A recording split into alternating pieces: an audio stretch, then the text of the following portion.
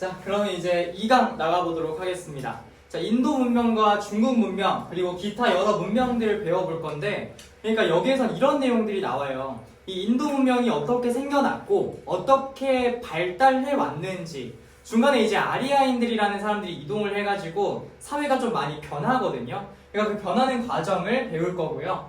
두 번째, 중국 문명은 이게 중국사의 시초예요. 그러니까 여기를 잘 다져놔야지 뒤에 춘추전국 시대 진 한나라까지가 이해가 될 거야. 그러니까 그런 부분을 감안을 해서 열심히 들으셔야 되고요. 그 다음에 기타 여러 문명들은 여기에서 보통 킬러 문제가 나오거나 오답선지로 이게 잘 나와요. 그래서 히타이트, 헤브라이, 그 다음에 올맥, 마야, 그 다음에 쿠시까지 우리가 한번 배워보도록 하겠습니다. 자, 그럼 한번 들어가 볼게요.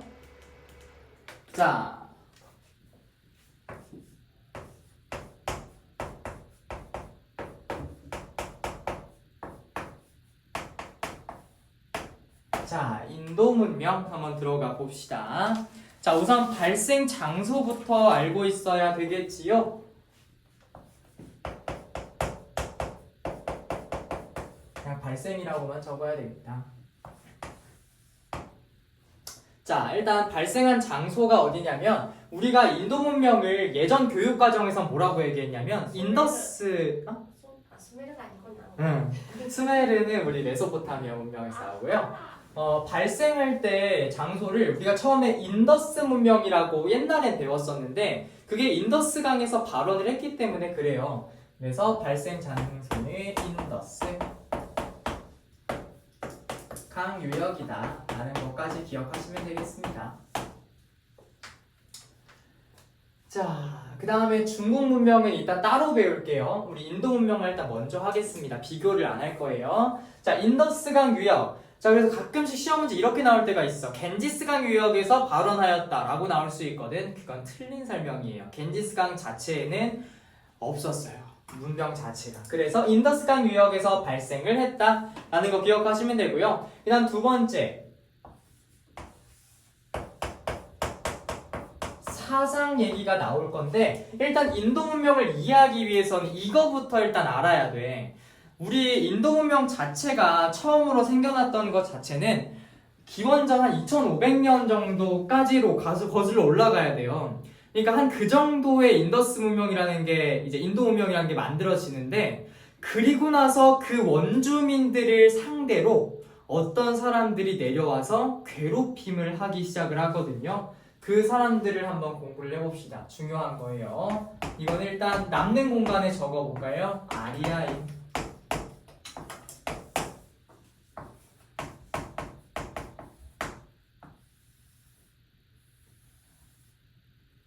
자, 아리아인의 이동 이라고 한번 적어봅시다.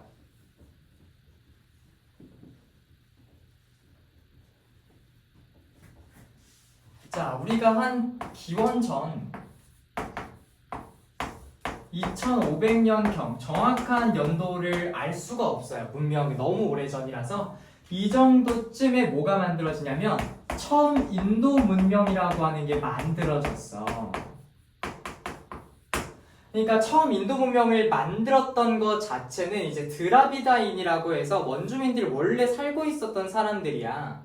그래서 원래 원주민이 이 인도 문명에 살고 있었는데 한 BC 1500년경 그러니까 이 원주민들이 정착하고 한 1000년 뒤쯤에 누가 들어오게 되냐면 아리아인들이 이동을 해오게 됩니다. 원래는 저기 중앙아시아라고 해서 인도 저 위쪽으로 거슬러 올라가서 좀 서쪽으로 가야지 이 중앙아시아가 나오거든요. 그 중앙아시아에서 원래 아리아인들이 살고 있었어. 원래 걔네 집은 거기거든. 근데 계속 어찌저찌 해서 배고프고 이러니까 막 찾아온 거야. 그래가지고 이 인더스강 유역으로 상륙을 한 게 기원전 1500년경 이쯤이라는 거지. 그러니까 이 아리아인들은 사실상 깡패 같은 모습으로 원주민들에게 다가온 거예요. 근데 얘들아 한번 생각을 해보자. 이 아리아인들은 어찌 보면은 소수라고 볼 수 있고요. 그 다음에 비교적 이 원래 있었던 원주민이 다수예요. 그러면 얘들아, 소수가 다수를 지배하는 게 쉬워? 아니면 다수가 소수를 지배하는 게 쉬워? 다수가 소수. 그렇지. 당연히 다수가 소수를 지배하는 게 훨씬 쉽거든요. 근데 지금 반대니까 굉장히 어려웠을 겁니다. 자, 그래서 이 아리아인들이 생각해낸 방식은 이거였어. 우리 일제강점기 때 일제가 우리나라를 지배하기 위해서 세뇌라는 방식을 시켰었잖아. 그러니까 계속 사람들에게 민족의 정신을 없앴었단 말이야. 거의 종교처럼 이 일제를 대하라고. 그런 식으로 계속 절시키고 궁성요배하고 성도 바꾸게 하고 이랬었잖아. 마찬가지야. 이 아리아인들 또한 자신들을 세뇌하기 위해서 뭘 만들었냐면 종교를 만들었어요. 그래서 사상에다가 적읍시다. 중요해요.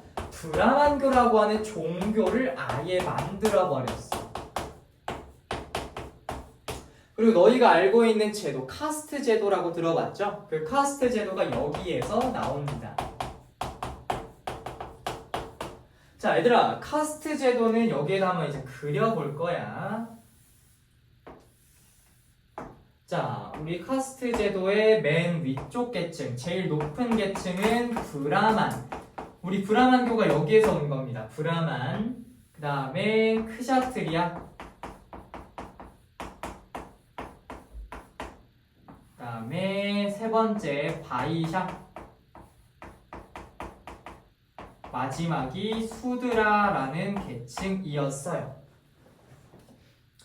선생님, 그러면 브라만이라고 하는 계층은 왕족, 귀족에 해당하나요? 라고 많이 물어보는데요. 우리나라는 그런 게 없었지만 해외에는 대부분 어떤 내용이냐면 무조건 제일 위쪽에 있는 계층은 신과 만나는, 그치, 그게 제사장이라는 사람들이에요. 그러니까 지금의 교회 목사님, 신부님, 그 다음에 뭐 절에는 스님, 이 정도. 이런 사람들이 다 종교의식을 주관하는 사람들인데 그 사람들을 제사장이라고 불렀어요. 그러니까 얘들아, 브라만은 어떤 애들이냐면 바로 제사의식을 주관하는 애들입니다. 요것도 시험 문제 단독 출제 가능합니다. 그 다음에 크샤트리아는 왕족과 귀족이었어요.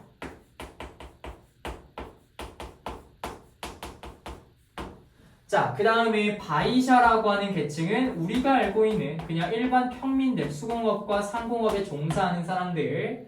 마지막 노예입니다. 노예 계층이라고 보시면 될 것 같아요. 그래서 제사의식을 주관하는 브라만은 신과 접할 수 있는 존재, 즉 신성한 존재이기 때문에 가장 위에 있는 존재로 꼽히는 것이고요. 두 번째 크샤트리아는 그보다는 아니지만 왕족과 귀족에 속해 있는 사람들. 세 번째가 일반 평민들, 마지막이 노예들이었어요. 그럼 얘들아, 이 바이샤랑 수드라가 대부분 원주민이었겠어? 아리아인이었겠어? 대다수가 원주민. 그렇지, 원주민이에요. 그러니까 얘네들은 낮은 계층에 속해 있는 거잖아. 그래서 이 낮은 계층이 원주민에 속하는 사람들이었고요. 그 다음에 여기 위에 있는 사람들이 있지, 좀 높은 계층, 얘네가 아리아인이었다. 자, 일부러 브라만교를 만든 이유가 이거야. 얘들아, 만약에 이 사람들, 즉 원주민들이 불만이 있어. 당연히 불만이 생기겠지. 왜냐면 이런 식으로 차별받고 사는 인생을 살아가고 있는데 당연히 불만이 생길 거 아니야. 근데 뭐라고 얘기할 수 있어? 나는 신분이 낮아서 이렇게 사는 건데 할 말이 없잖아. 이런 식으로 세뇌를 시킨 거예요. 그래서 아리아인들은 이렇게 주장을 하지. 야, 너네들은 바이샤랑 수드라잖아. 그러니까 니네는 우리보다 신분이 낮아. 그리고 이 브라만교에서는 브라만이 짱 아니야? 그럼 너네는 거기에 복종해야 되는 거야. 라고 세뇌를 시키는 거지. 그래서 사상 자체는 이 브라만교가 모든 것을 통제하고 있어요. 세 번째, 유물 유적 가볼게요. 자, 원래 원주민들이 살고 있었던 방식은 어땠냐면 우리 도시가 발달했다 했었잖아, 공통점으로서. 그래서 계획도시가 일단 발달을 하게 돼요. 계획도시. 그러니까 일부러 설계한 도시가 발달하게 되는데 이 계획도시의 대표적인 명칭이 있어요. 바로 하라파와 모헨조다로가 대표적인 계획도시였어요. 모헨조다로.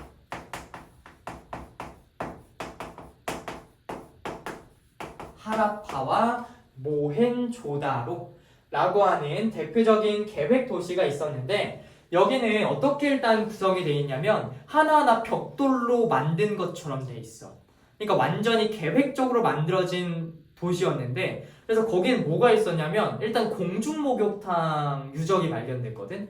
그러니까 그 정도로 공중목욕탕이라면 얘들아 수로가 있어야 되지. 물이 가야 되니까. 그러니까 그런 시스템까지 다 구축을 해버린 게 이 당시 하라파와 모헨조다로라는 계획 도시였던 거예요. 그러니까 그 정도로 엄청나게 발달했었던 장소가 이런 계획 도시였고요. 다음 네 번째 특징 한번 가봅시다. 자, 특징으로서는 또 중요한 게 우리 아까 메소포타미아 문명에서는 쇠기 문자였을까 상형 문자였을까? 쇠기. 그다음 이집트는 상형이었죠. 그런데 이 인도 문명은 그림 문자를 사용합니다.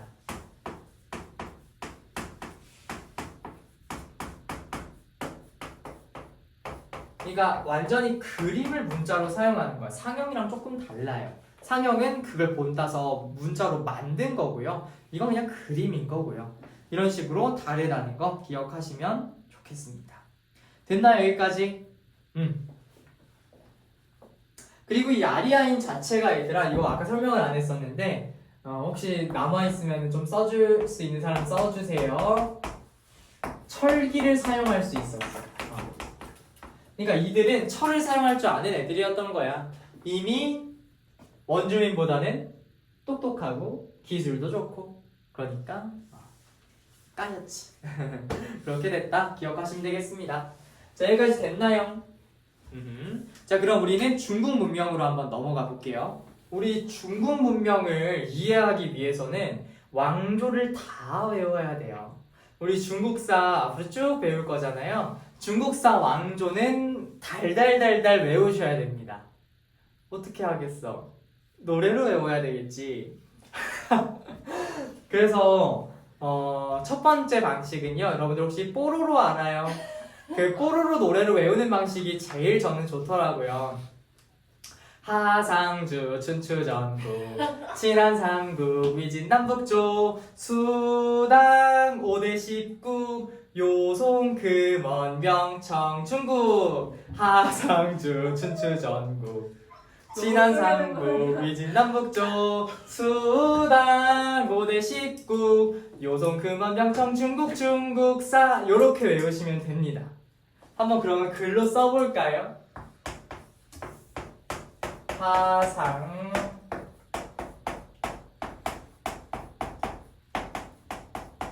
남는 칸에다가 한번 적어보세요.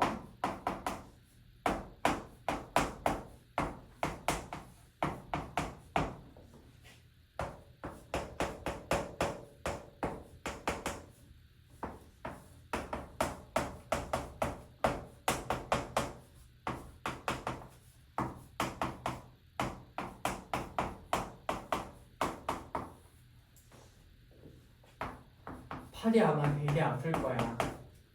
나만 아픈가? 말씀은 이렇게 팔을 들고 쓰시니까 그러지 않을까요? 그건 그렇네.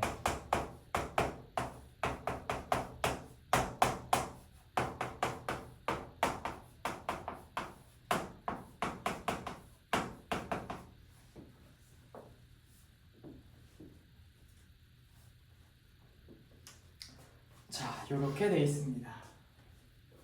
하상주 춘추전국 진안삼국 위진남북조 수당 5대 19 요송 금원 명청 중국 하상주 춘추전국 진안삼국 위진남북조 수당 5대 19 요송 금원 명청 중국 중국사 이렇게 외우시면 돼요.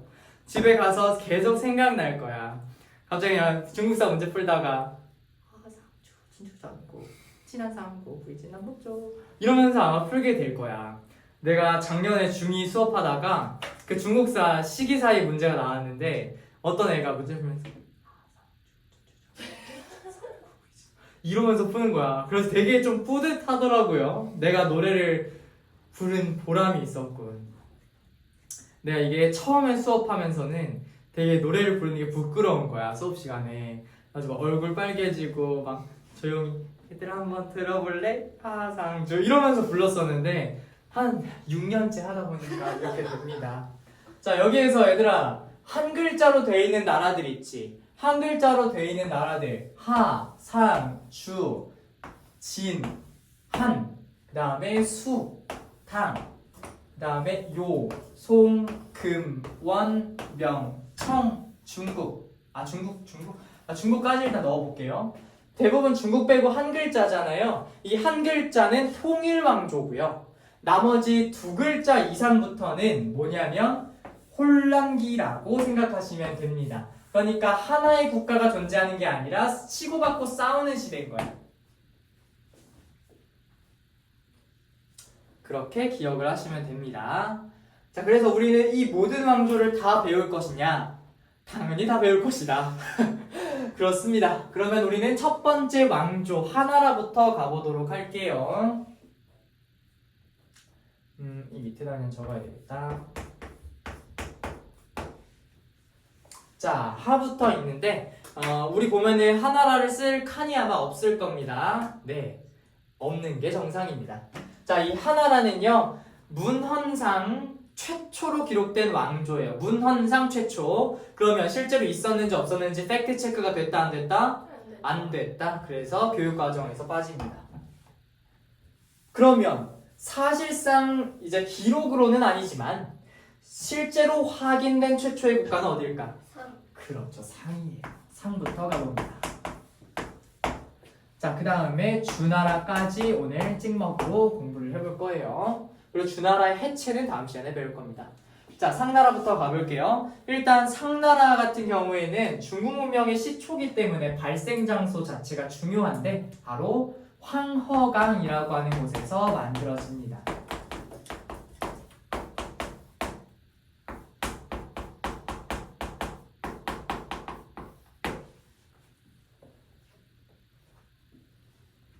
자, 얘들아 황허강이라는 말부터 이해를 한번 해보자. 우리 2학기 때 동아시아 역사기행 배울 때 이 황허강이 특히 중요한 강이야. 왜냐면 황이잖아. 황이면은 무슨 색깔이야? 대부분? 노란색. 노란색. 그 다음에 약간 조금 섞으면은 황토 계열 정도로 생각할 수 있겠죠? 그 황토색인 땅이 있는 데가 황허강이에요. 그래서 이름이 황이 들어가는 거야. 이 지역은 되게 황토라서 농사가 일단 겁나 잘 돼. 농사 잘 되지. 그 다음에 땅도 비옥하지. 그냥 애초에 그냥 그 지대는 타고난 겁니다. 그래서 상나라에서 발전할 수 있었던 게 황허강 덕분이라고 생각하시면 돼요. 됐어요? 자, 그 다음에 상나라의 일단 사상도 한번 공부를 해볼 건데 이 상나라 같은 경우에는 중요한 거 신권 정치를 행합니다.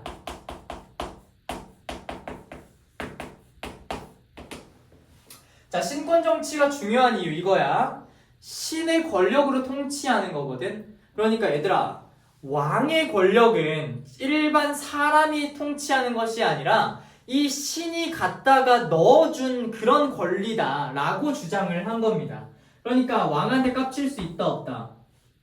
없다라는 거예요. 왜냐하면 왕은 거의 신의 대리자이기 때문에. 그리고 이 사람은 뭘 갖고 있냐면 재정일치의 권한을 갖고 있어요. 우리 고조선 할 때 이미 배운 겁니다. 자, 제사장과 정치가가 일치하는 형태다. 즉, 제사의식을 주관하는 목사님과 나라에서 이 정치를 대신하는 대통령을 같이 갖고 있는 형태가 재정일치 사회인 거야. 그러니까 재정 분리 사회보다 일치 사회일 때 왕의 권한이 셀까 아니면 약할까? 세요. 훨씬 세다는 겁니다.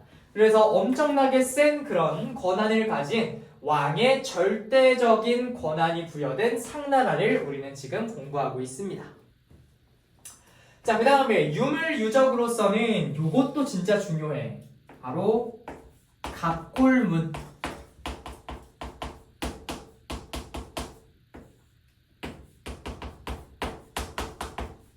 자, 갑골문이라고 하는 문자가 제작이 되는데 거북이의 배껍질, 그 다음에 고른 짐승의 뼈를 의미합니다. 거북이의 배껍질과 뼈 하면은 단단한 느낌이지. 그 단단한 데에다가 글씨를 새겨 넣었거든요. 근데 대부분 어떤 내용들을 새겨 넣었냐면 이런 것들이야. 예를 들어서 국가에서 중대한 사항들이 있지. 이 나라랑 전쟁을 할까 말까. 올해가 흉년일까 풍년일까 이런 내용들 있잖아. OX로 나올 수 있는 질문들. 그런 거를 여기에다가 적었어. 예를 들어서 뭐 거북이에 백껍질이 있다고 쳐보자. 그럼 여기에다가 반으로 나눠. 이거 안 적어도 된다잉? 그리고 여기에 좌쪽에는 이 나라랑 전쟁을 한다. 그 다음에 이 나라랑 전쟁을 안 한다. 이렇게 써놓고 나서요. 이거를 구워요. 그럼 어떻게 되냐? 그 자국대로 뭐 타거나 아니면 그 자국대로 갈라지겠지. 그러면은 그 갈라지는 모양을 보고 그렇게 해서 점을 보고 약간 결정을 했다고 해요. 그게 어떻게 분석이 되는지 정확하게는 기록이 남아있지 않아서 모르겠는데 우리가 여기에서 알 수 있는 사실은 이거 하나야. 아, 이 갑골 문자에다가 뭘 써놓고 점을 본 거구나. 이게 될지 안 될지를 적어놓고 나서 점을 쳐서 결정한 거구나 라는 걸 알 수 있어요. 그래서 이 갑골 문자에서 알 수 있는 사실 첫 번째, 점을 쳤다. 점을 봤다라고도 얘기하고요. 아무튼 이 점을 봤다라는 거 첫 번째 내용이고요. 그 다음 두 번째, 이 갑골 문자에 쓴 문자 있잖아. 이게 나중에 완전히 글자로 정착을 하거든, 한나라 때. 그래서 우리가 이걸 한자라고 부르죠. 한자의 기원이 됩니다. 한자의 기원이 되었다 라는 거 써주시면 됩니다.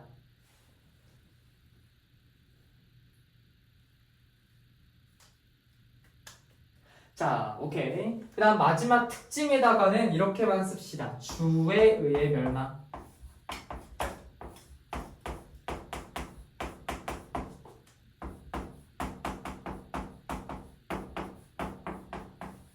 주나라가 멸망을 시켰어요. 그래서 사라진 나라가 바로 상나라라고 생각하시면 됩니다.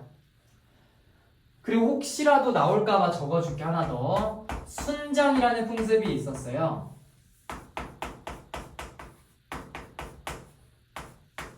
사람이 죽으면은 같이 생매장을 하기도 했고 평소에 쓰던 물건을 같이 넣어서 매장하기도 한 거. 그게 순장이라는 풍습이에요. 요거 있었다는 것까지 기억하시면 됩니다. 자, 여기까지 됐어요. 지워도 되죠? 오케이. 자, 그 다음 주나라로 우리는 점프 한번 해봅시다. 자, 이 주나라로 한번 가볼 건데 주나라가 훨씬 더 시험 문제에 잘 나오고요. 상나라는 오답 선지로 조금 더 많이 출제가 되는 편입니다.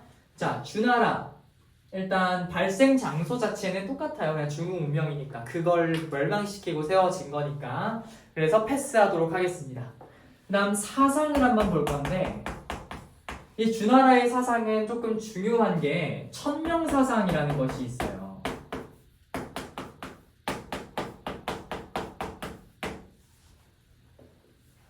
그러니까 천명, 하늘이 명했다는 거야. 그러니까 왕의 권력은 하늘이 명한 것이노라. 요것 또한 왕권강화 정책입니다. 하지만 천명사상에다가 하나가 더 붙여져요. 바로 덕치주의라는 건데 이 덕으로 다스리라는 거야. 백성들을 덕으로 다스리면은 당연히 왕의 그런 도덕성이 올라가겠죠. 그런 식으로 계속 이 왕의 지도자의 모습을 강조했었던 것이 주나라의 모습이다 라는 거 생각하시면 되고요. 그 다음 유물유적. 이 주나라의 유물유적이라고 하면은 뭐가 있을까? 근데 이 주나라의 유물유적은 일단 패스할게요. 그냥 딱히 없네. 그 다음에 특징으로 그냥 바로 넘어갑시다. 이 특징이 사실 제일 중요한데 바로 봉건제라는 풍습이 있었어요. 봉건제. 특히 뭐를 바탕으로 하고 있냐면 이건 고등학교 올라와서 아마 처음 들어보는 개념일 거야. 종법제를 바탕으로 한 봉건제가 실시가 됩니다. 자, 이게 무슨 말인지 한번 봅시다.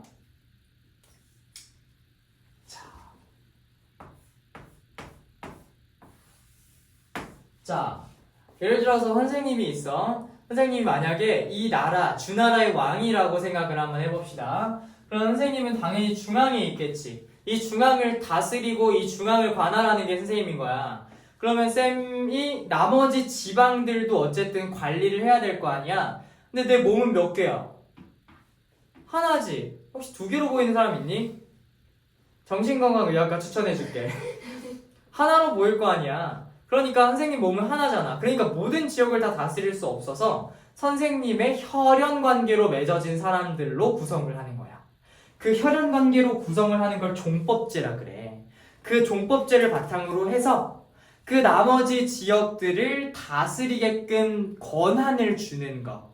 그래서 그 사람들을 뭐라고 불렀냐면 그 혈연 관계로 맺어진 사람들을 제후라고 하는 사람들로 임명을 해주는 거야. 예를 들어서 뭐 A야, 너는 이 제후 이쪽을 담당하도록 해. 그 다음에 뭐 B야, 너는 이 지역의 제후로서 임명할게. 이 지역을 다스려줘. C야, 너는 이 지역의 제후로 임명할게. 이 지역을 다스려줘. D야, 너는 이 지역을 줄 테니까 이 지역을 책임지고 다스려줘. 라고 하면서 제후들에게 땅을 줬어요. 그리고 얘들아, 이 제후들이 가지고 있는 땅 있지? 그걸 우리가 제후의 땅, 제후국이라고 불렀어. 근데 여기에서 너희들이 이런 생각을 할 거야. 누구 하나가 배신 때리면 어떡하지? 라는 생각을 할 건데 이 혈연 관계가 무서운 게 이거야.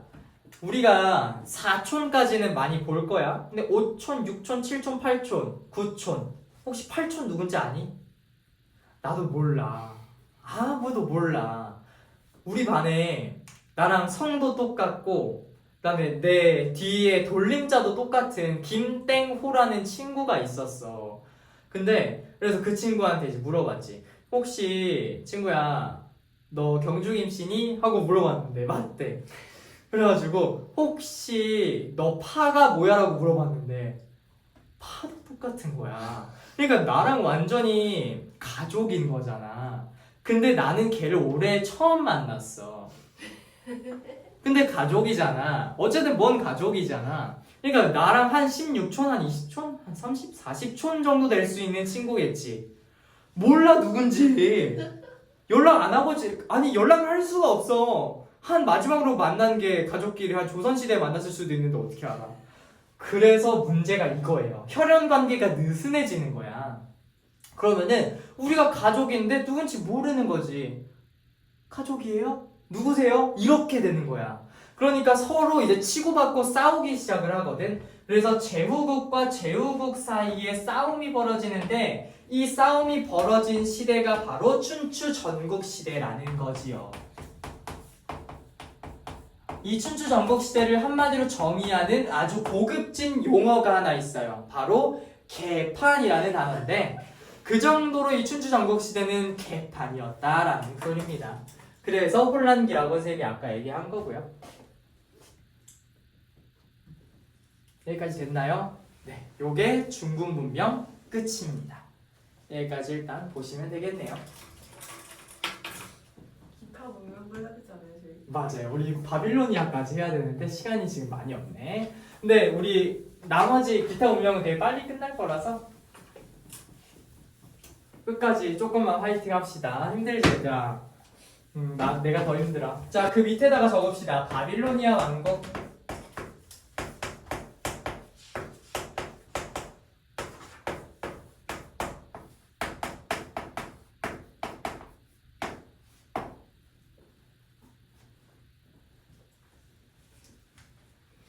자, 이 바빌로니아 왕국이 처음 이제 만들어지게 되는 그런 배경이 있었는데 이 메소포타미아 문명 지역에서 되게 여러 가지의 도시국가들이 있었어. 그러니까 작은 국가들인 거지. 뭐 라가시, 우르, 바빌론 이런 지역들이 있었거든. 그 중에서 바빌론에서 약간 조금 더 계승이 돼서 크게 만들어진 게 바빌로니아 왕국인데 여기에선 딱 한 명만 기억합시다. 함무라비 왕입니다. 자, 이 함무라비 왕은요, 오, 대단한 사람이에요. 이 바빌로니아 왕국을 완전히 이끌었던 그런 전성기를 맞이했었던 그런 사람이었는데 이 함무라비 왕이 만들었었던 중요한 법전 하나가 있거든. 바로 첫 번째 함무라비 법전이에요.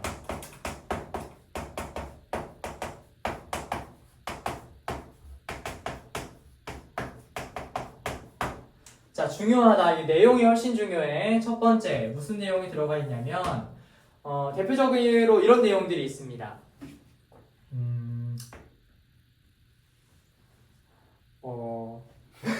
너무 조금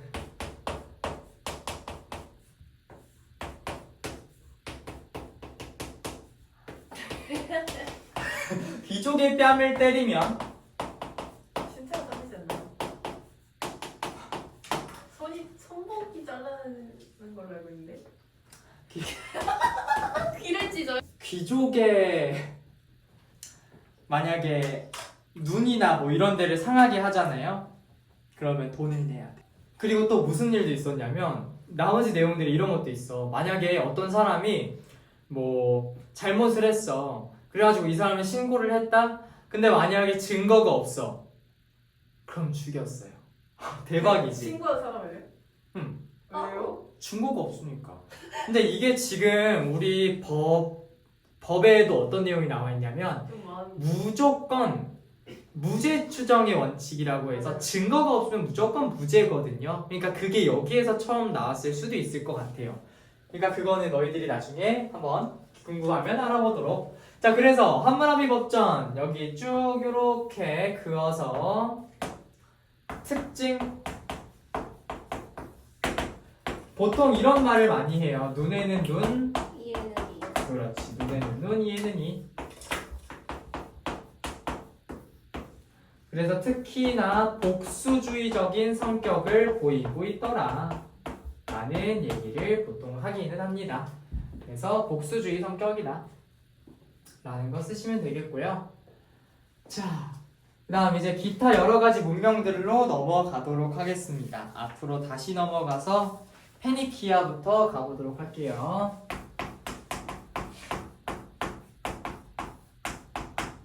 일단 페니키아는 얘들아, 페니키아의 독자적인 그게 있어. 문자가 있거든. 고유 문자가. 그래서 그게 바로 페니키아 문자라는 것이 있어요.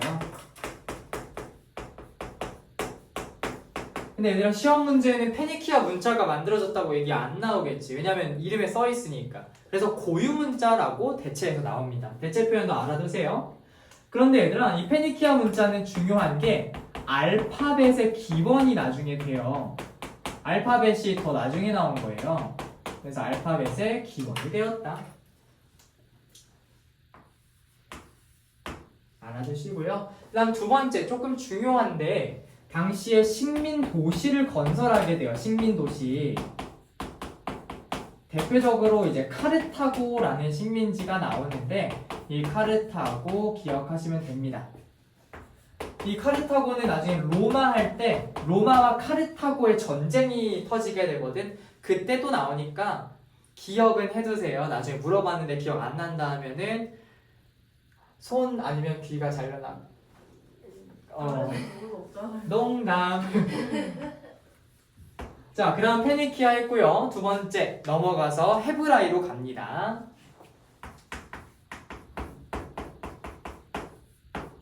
자, 헤브라이에서는 중요한 사람 하나가 등장하는데, 자, 여기 중요한 사람, 전성기를 이끌었던 왕이 하나 있어요. 바로 솔로몬 왕이에요. 이 솔로몬 왕 때 전성기를 맞이하였다라는 것까지 기억하시면 되고요. 자, 그 다음 두 번째.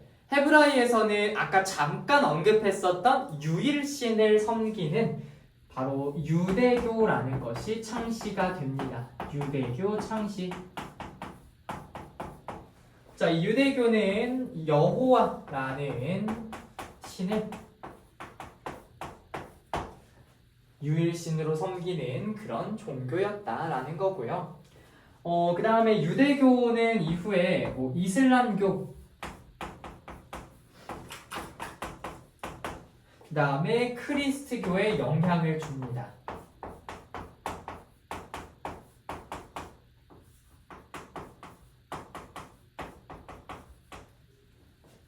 뭐 교리라든지 아니면 뭐 유일신 사상이라든지 이런 것들이 많이 전수가 되었다라는 거고요.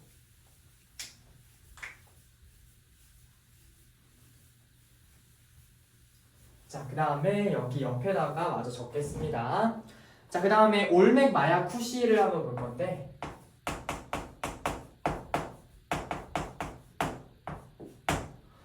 이 올맥 같은 경우에는 무슨 특징이 있냐면,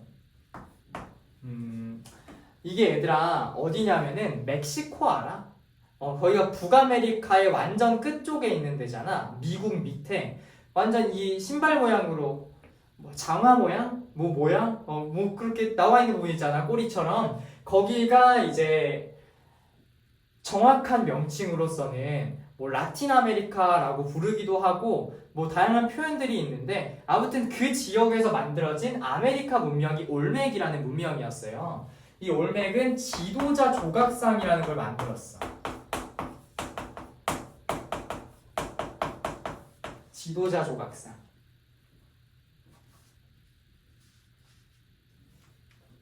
그 다음에 뭐 암각화. 그러니까 뭐 바위를 깎아 만든 뭐 조각 이런 것도 만들었고요. 그 다음에 지도자 조각상이라고 해서 그런 게 있거든. 되게 얼굴만 대딱 커. 사람을 비하하는 게 아니고 얼굴이 크게 만들어진 조각상이에요. 우리 옛날에 고려시대에 논산 관촉사 석조 미륵보살이라고 있었는데 참 좋은 비유가 아닌 것 같네. 그냥 캐리커처 입체화라고 하죠. 그게 더 이상한 것 같은데? 대딱 커. 그냥 얘들아 이 교실을 꽉 채울 만큼 대딱 커. 야, 이건 잘 들어간다. 오! 빠지는 거 아니야? 오른쪽이 좋아. 거기 오른쪽이었어요. 아무튼 그렇습니다. 그래서 그런 대딱 큰 얼굴이 발견이 됐는데 그게 지도자 조각상이었대요. 이제 파악을 해보니까. 그래서 우리가 나중에 이 지역에 마야 문명도 만들어지고 아스텍 문명도 만들어지는데 그러한 문명이 사실은 올맥에서 출발했다라는 그런 기록이 있다고 합니다. 찾아보니까. 그리고 마야 써봅시다. 우리 마야 같은 경우에는 이 올맥 다음에 이제 등장을 하게 될 건데 우리가 한 달을 지금 보통 31일로 세는데 여기는 한 달을 20일로 셌고요. 그 다음에 달이 18개. 18달이 있는 거야. 우린 지금 12월까지 있잖아. 그리고 플러스로 한 5일 정도를 더 샜대요. 5일 정도를. 해서 365일 된 거예요. 그쵸? 계산하면은 365일 정도가 돼요. 그러니까 계산법이 살짝 이상했다라는 거죠. 그래서 이런 식으로 셌다. 올백 마야 쿠시 다 똑같은 지역인가요? 올맥 마야만 비슷한 지역이고요. 우리 쿠시는 아프리카 문명이에요. 그래서 이 올맥과 마야만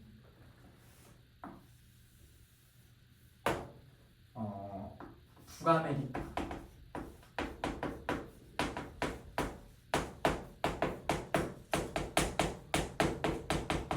이고요. 오케이 됐고요. 그 다음 마야 문명에서는 또 중요한 거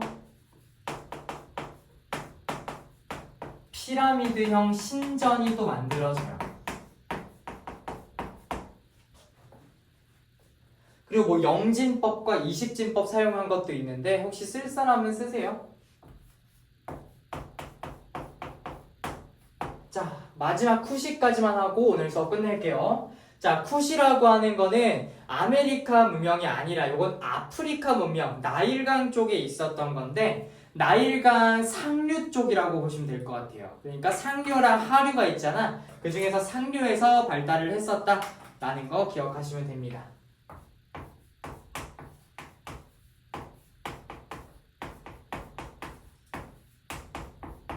나일강 상류 끝.